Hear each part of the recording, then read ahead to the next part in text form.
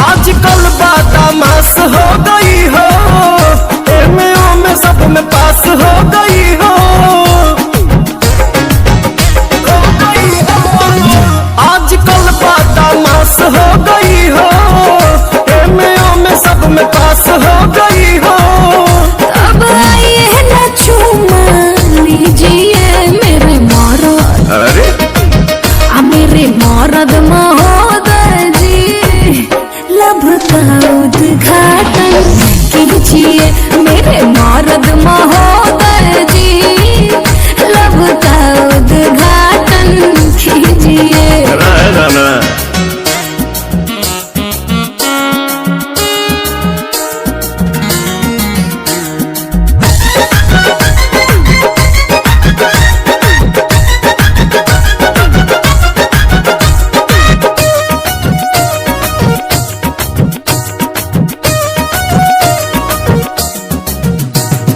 जेकरा से शादी करूंगा ओकरे कलाई धरूंगा, दिन में बंद करके दरवाजा, कोरा में उसी को भरूंगा, कोरा में उसी को भरूंगा।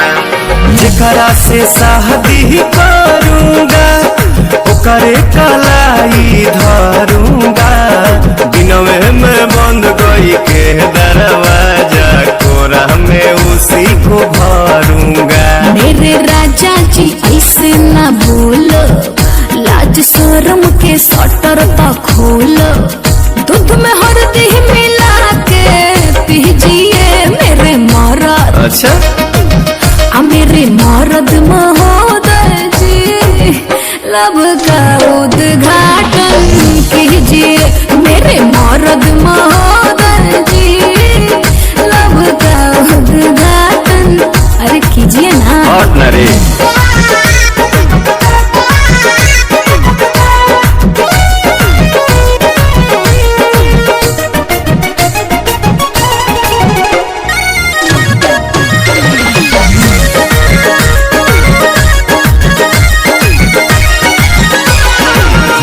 जे ढेर बहकाओगी अपना ही खतरा बढ़ाओगी, ऊंच नीच हमसे हो जाएगा तो हमारे पलांछन लगाओगी, हमारे पलांछन लगाओगी। सुन हमको जे ढेर बहकाओगी अपना ही खतरा बढ़ाओगी, ऊंच नीच हमसे हो जाएगा तो हमारे पलांछन लगाओगी। एक बेर तुम भरोसा करो ना, राजा को नाम लेके चलो ना, मेरे सोना ना टेंशन पीजिए मेरे मरद, मेरे मरद महोदय जी, लब का उद्घाटन कीजिए। तो हमारा में हर